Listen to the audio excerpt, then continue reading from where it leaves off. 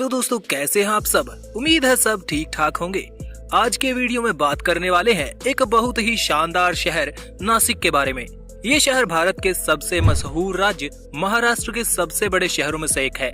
ये शहर बहुत ही ज्यादा खास है क्योंकि ये शहर गोदावरी नदी के तट पर महाराष्ट्र के बिल्कुल नॉर्थ में बसा हुआ है।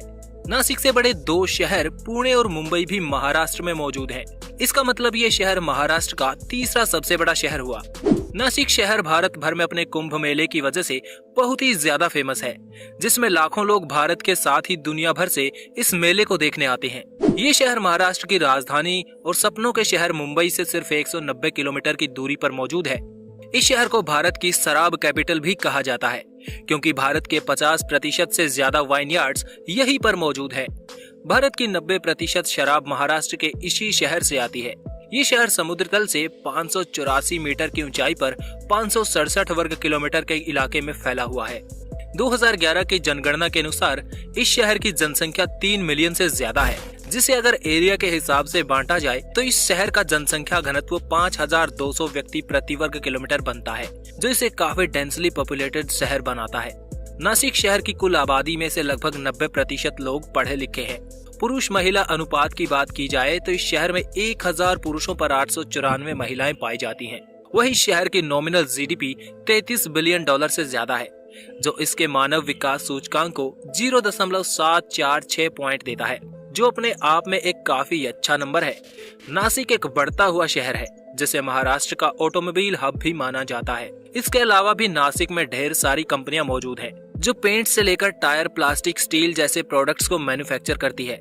वैसे नासिक शहर के नाम के पीछे एक बहुत ही पुरानी कहानी जुड़ी हुई है, जिसको भारत के इतिहास की एक बहुत ही मशहूर कहानी माना जाता है। रामायण में लक्ष्मण ने जिस जगह पर सुपर्णखा की नाक को काटा था, उसी जगह पर नासिक शहर बसा हुआ है। नासिक एक संस्कृत का शब्द है जिसको नासिका कहा जाता है। अब आप समझ गए होंगे कि आज इस शहर को नासिक क्यों कहा जाता है। लोगों के अनुसार जब राम जी 14 साल की उम्र में वनवास पर निकले थे तो नासिक के जंगलों में ही रहा करते थे।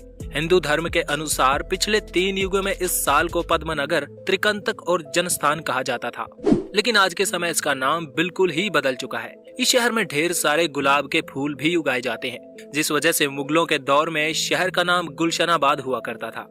नासिक की इकोनॉमी भी काफी डाइवर्स है। इस शहर में 1925 में अंगूरों की खेती शुरू की गई थी, जो आज बहुत ज्यादा मात्रा में इस शहर के अंदर की जाती है। इस शहर के आसपास लगभग 8,64,000 हेक्टेयर जमीन पर खेती की जाती है। आपने दिल्ली मुंबई इंडस्ट्रियल कॉरिडोर के बारे में तो सुना ही होगा। ये रोड नासिक के पास ही इगतपुरी और इन्नार से होकर गुजरता है।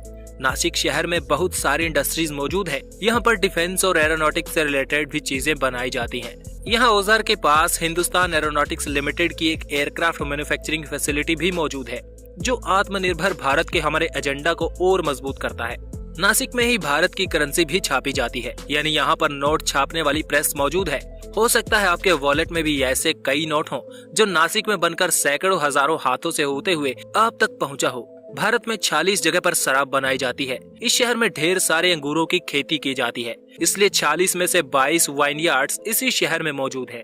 इसके अलावा इस शहर में रेलवे इंफ्रास्ट्रक्चर तो अच्छा है ही, साथ इस शहर का रोड इंफ्रास्ट्रक्चर भी टॉप क्लास का है। भारत में पहला 10 लेन एक्सप्रेसवे भी इसी शहर से गुजारा जाएगा, जो सूरत से लेकर चेन्नई तक बनाया जाना है। इस शहर में ग्रेटर नासिक मेट्रो भी बनाई जा रही है, जो इस शहर के लोगों को बिना किसी परेशानी के एक जगह से दूसरी जगह बहुत तेजी से जाने में मदद करेगी।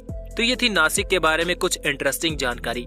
अगर कोई पॉइंट छूट गया हो तो कमेंट करके जरूर बताइए, और कमेंट में अपने शहर का नाम लिखकर भी जरूर बताएं, ताकि अगला वीडियो आपके शहर के बारे में हो। Thanks for watching. Stay tuned with explore YRS.